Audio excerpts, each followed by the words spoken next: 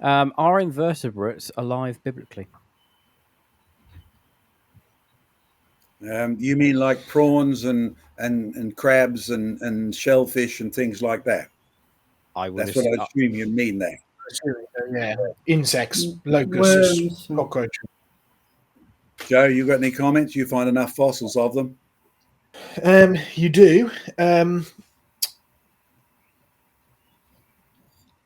heard so it depends how you define the term which is often used in context of this question is the term nefesh life, and I want to be careful here because you'll also find reference to nefesh life in connection with like the global flood, right? The land's dwelling air breathing animals, but it also specifically says the creeping things came onto the land, but we wouldn't necessarily biologically given our own definitions, and that's something that was previously mentioned. Very important. These are our own definitions when it comes to things like life.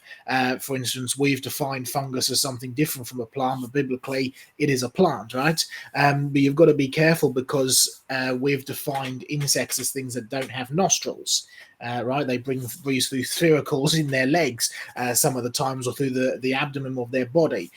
So I know that there is discussion and argument and debate over exactly what it means. My personal opinion is that invertebrates are alive biblically.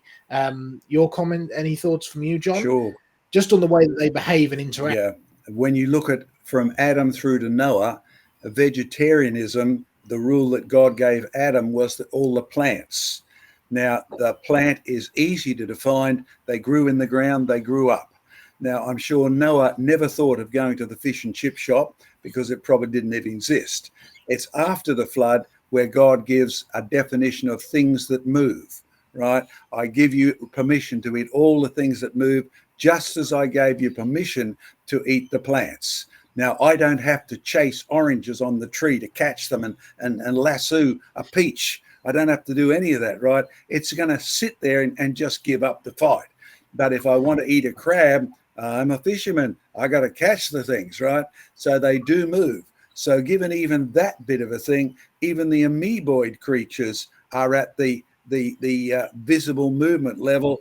And in case you think, but they're so microscopic, let me remind you, single cell creatures that big are found in the fossil record. Noah would have had no trouble saying, grab that amoeba. And Noah would have had permission. I don't know what an amoeba would taste like. I imagine just like jellyfish. But in reality, all those creatures that move, that's the simplest definition and probably the only one you can make a go out of it. If you go by their blood color or anything like that, you end up with the same dilemma the ancient Greeks did, the Romans did, and we still have, except we hide it in big technical words today.